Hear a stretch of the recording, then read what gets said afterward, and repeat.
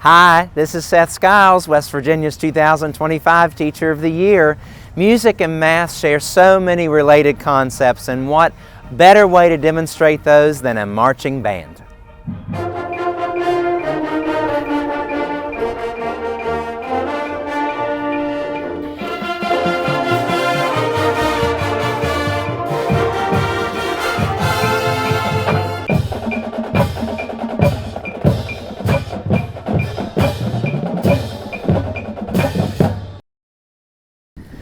We are in Morgantown, West Virginia today at the practice facility for the famed WVU Marching Band, and I am here with two members of the WVU Marching Band today. So I have some questions for them, but before we do that, guys, can you tell me your names and where you are from?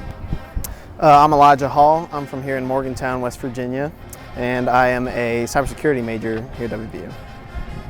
My name is Grant Fisher. I'm from Winfield, West Virginia, down in Putnam County like Seth Near here. me. And I am a senior chemistry major. Guys, can you tell me a little bit about first of all, how you decided that you wanted to be a part of the Pride, the WVU Marching Band? I want to hear about that first.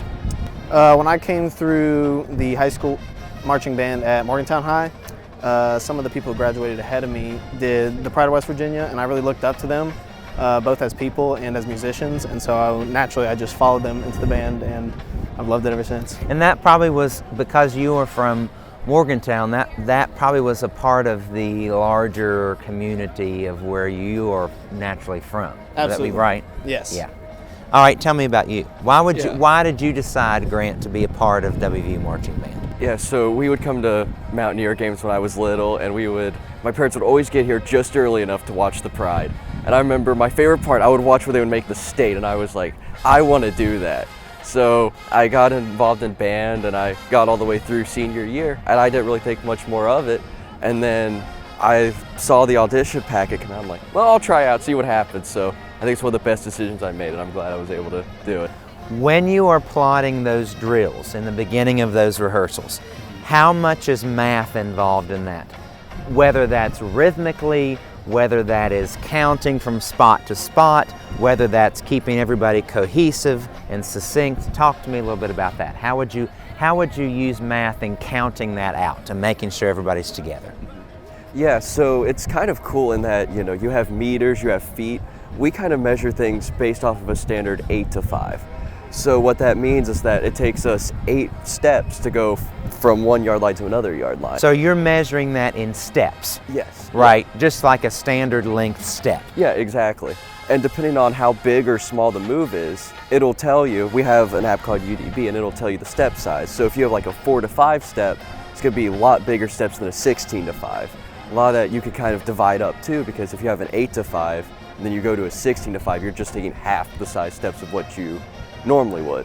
So it kind of builds into using a different form instead of being, oh yeah, I go 10 feet that way. Well, I take 16 8 to 5 steps that way instead. That would just be a different unit of measurement. Yes. To get everybody on the same page. Yeah, exactly. So would you say that ratios are involved with that also? Yes. Absolutely. Yeah. Tell me a little bit more about that. How would you describe the ratio component when you're talking about different measurements in that? The ratios are definitely crucial for, especially spacing when you're moving, because if you want, like, for example, we have 10 snares, and usually we're spreading out across 10 yards.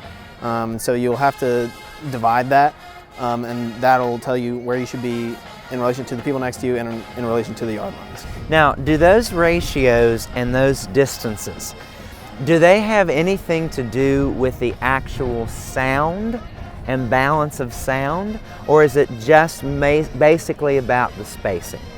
It's definitely dependent on the sound. Usually you'll see the drum line in a central location, especially towards the back of the field, because with sound and the way that it travels forward, you want us to be at the back, because you want the other members of the band to listen back to us, because if they're listening to us and we're in front of them, they're going to hear a delay. And then because the sound's traveling forward instead of the other way.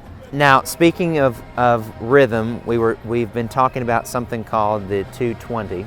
So talk to me a little bit about that. What would that mean in the marching band world at WVU to get out on the field in your pre-show? The 220 is our run-on move that the band uses. The drumline will play a specific tap-off that the band knows, and then we'll start playing at 220 beats per minute, and they will run onto the field in single-file lines, moving in wavy forms, doing a high march step and pumping their instrument back and forth. I want to hear a little bit of this 220 drill. Can you do a little bit of it for me? Yeah. Okay, I'll step back out of your way.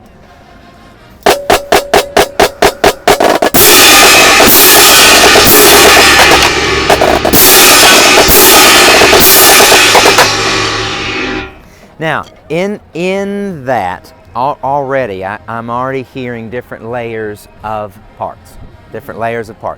So when you are learning those rhythms with so many other people, how do both of you use, what skills would you use to be able to stay on your part and not drift into somebody else's rhythm? Talk to me about that.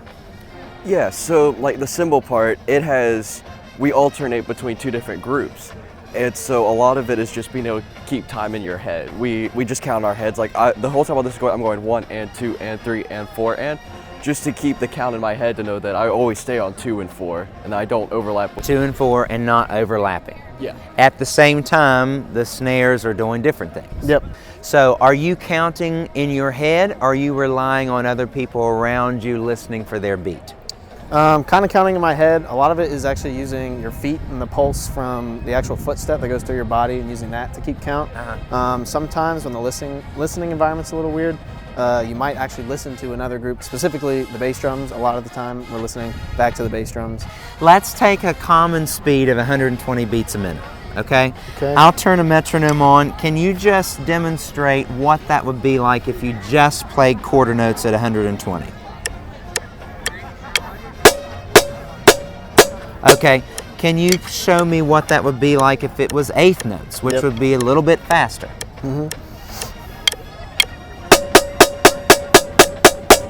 Okay, could you bump it up to some triplets, which would be 3 sounds per beat? Yep. All right, let's go up to 16th notes, which would add another one, which would be 4 notes per the beat. Okay, could you do, let's do one more. Could you demonstrate maybe a timed roll, just a continuous roll, but paired with that 120 beats a minute? Yeah.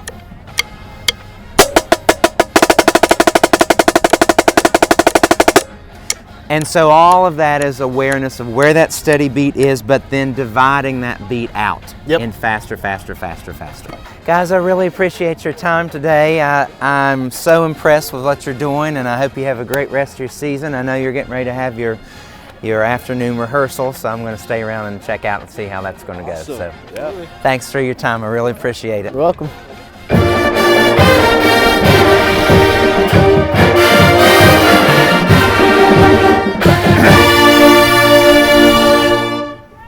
And that's a wrap. I hope today that you've been able to see how music and math can come together to create something wild and wonderful.